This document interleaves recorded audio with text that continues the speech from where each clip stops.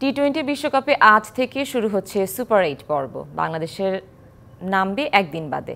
প্রথম ম্যাচেই প্রতিপক্ষ বিশ্বকাপের হট ফেভারিট দল অস্ট্রেলিয়া। অ্যান্টিগা থেকে আব্দুল্লাহ হীরার রিপোর্ট। বাংলাদেশ দল এখন সুখী পরিবার। মাঠের পারফরমেন্স নিয়ে অসন্তুষ্টি আছে, তবে একে অপরের বোঝাপড়ায় বেড়েছে আন্তরিকতা। গ্রুপ পর্বের ম্যাচগুলো তারই প্রমাণ। খারাপ ব্যাটিং নিয়েও গ্রুপ পর্বে 4 ম্যাচেই জয়ের কাছে গিয়ে 3টিতে জিতে সুপার 8-এ বাংলাদেশ।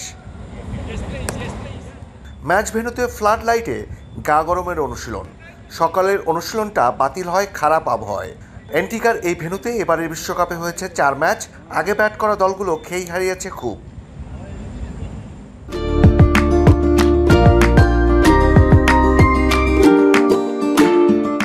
সুপার 8-এ এখানেই বাংলাদেশ খেলবে 2 ম্যাচ।